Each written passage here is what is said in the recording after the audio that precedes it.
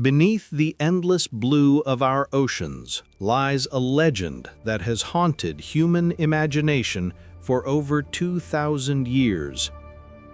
A tale of a civilization so advanced, so magnificent, that its very existence defies what we believe about the dawn of humanity. This is the story of Atlantis, a city of wonder, a utopia of knowledge, power, and beauty, lost in a single cataclysmic night. But was Atlantis real, or was it merely an allegory, an invention meant to teach a lesson about human pride and downfall? To the philosopher Plato, who first recorded the tale, Atlantis was no ordinary myth. He described a vast island empire beyond the Pillars of Hercules, what we now call the Strait of Gibraltar. It was a land larger than Libya and Asia combined, filled with temples of gold, fertile plains, powerful fleets, and people who mastered both the sea and the land. And yet, despite all its grandeur, the gods turned against Atlantis. In a single day and night of misfortune, the island sank into the depths of the ocean. For centuries, the story has endured, passed down by poets, explorers, and dreamers. It has become more than history, more than myth. Atlantis is a mirror held up to humanity, a mystery that asks us, what do we truly know about our past, and what have we forgotten beneath the waves of time? Our journey into Atlantis begins not with archaeologists nor explorers at sea, but with a philosopher seated in Athens more than 2,000 years ago. His name was Plato.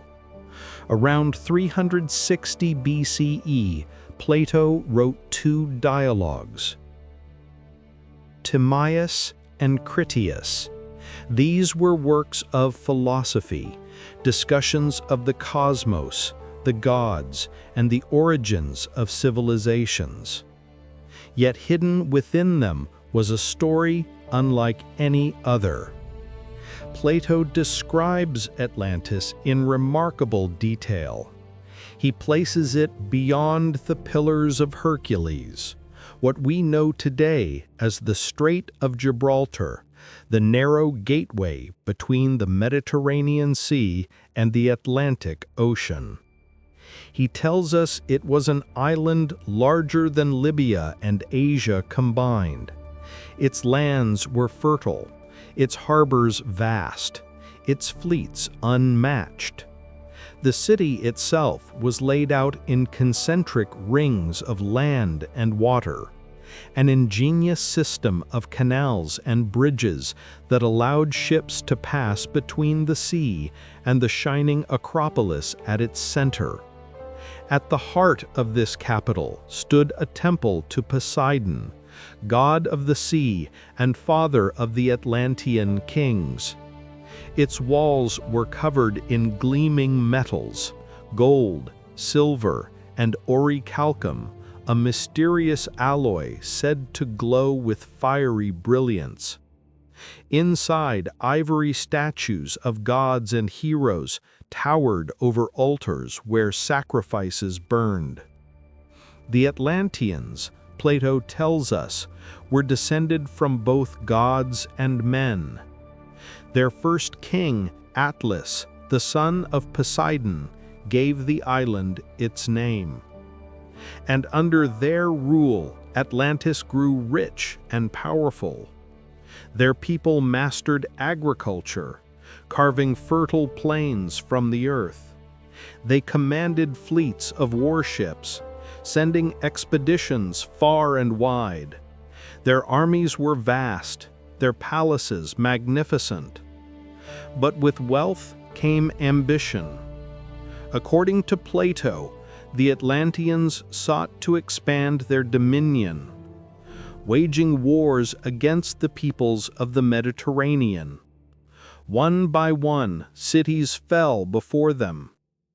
Only Athens, small but valiant, resisted and won. This, Plato said, was the turning point. The gods, angered by Atlantis's arrogance, unleashed their wrath.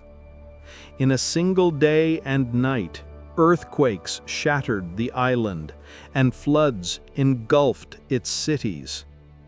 Atlantis, once glorious, sank beneath the waves, leaving behind only silence.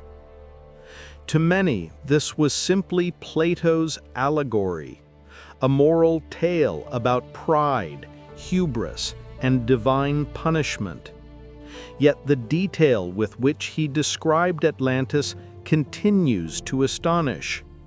He named rivers, plains, mountains. He measured distances. He gave us kings and dynasties, temples and rituals. This was no vague myth. It was a world drawn with precision.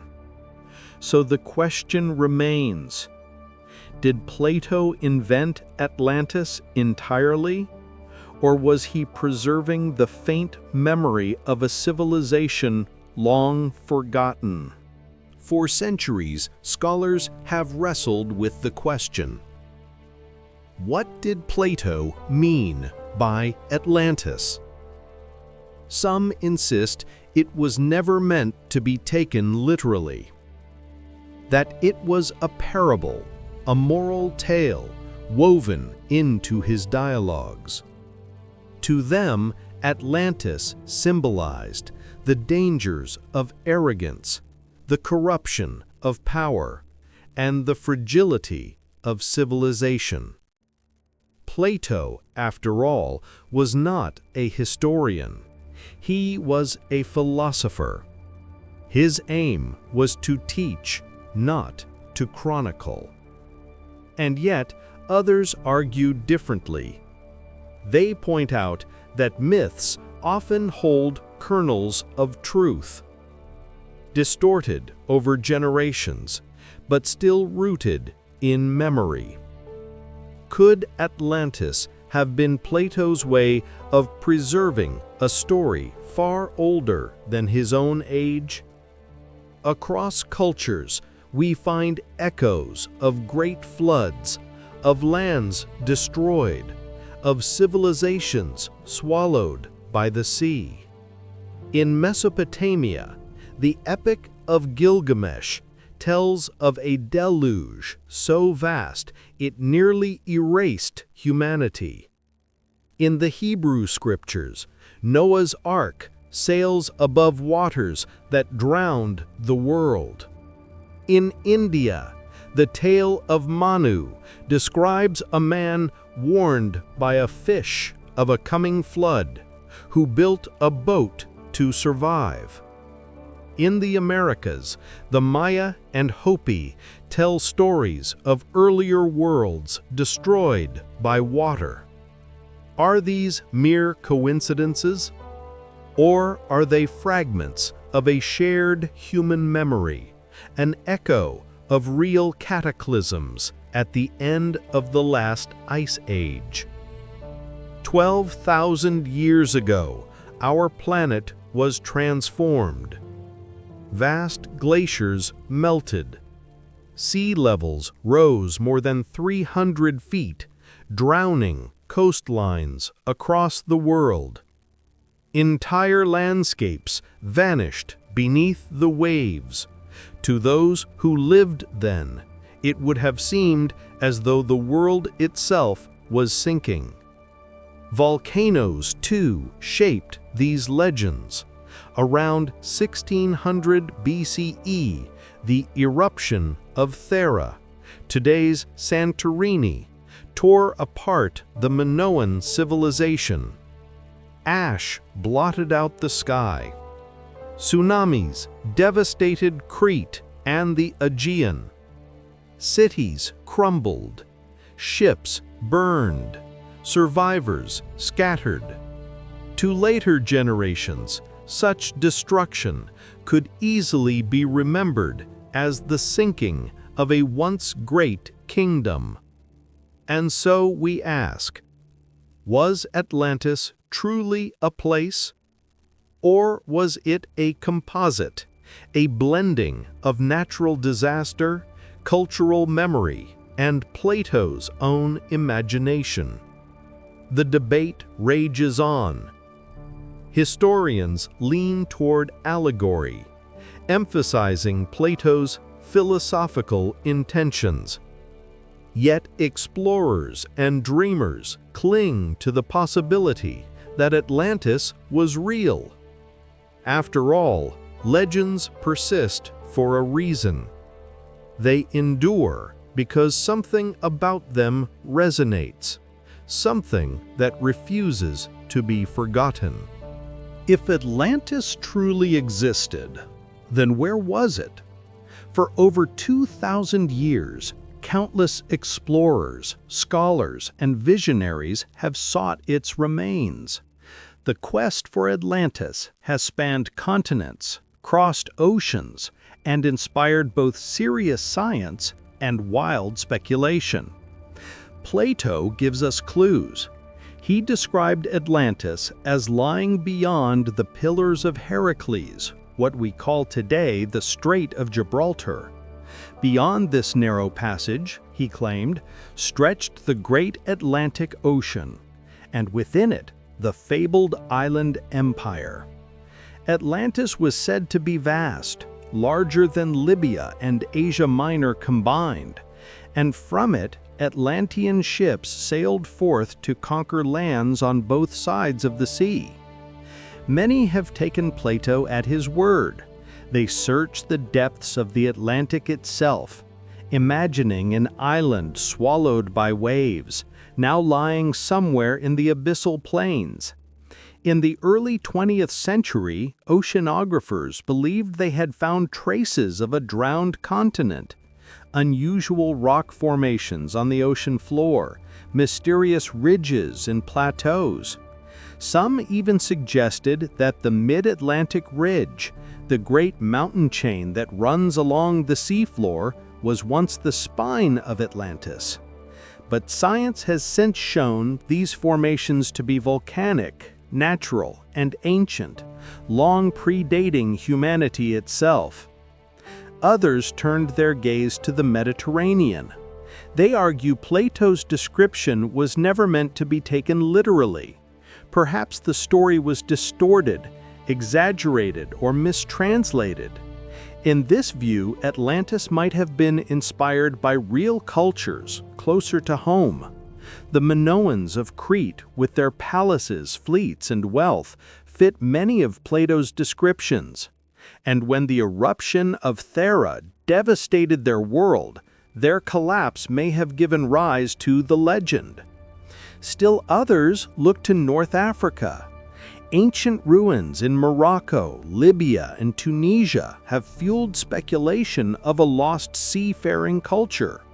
The mysterious Eye of the Sahara, also called the Ricat structure, has drawn particular attention.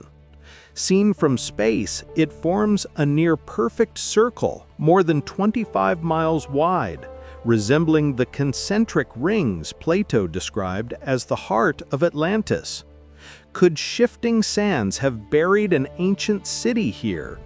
Could memories of this land have traveled across the Mediterranean, transformed into Plato's tale?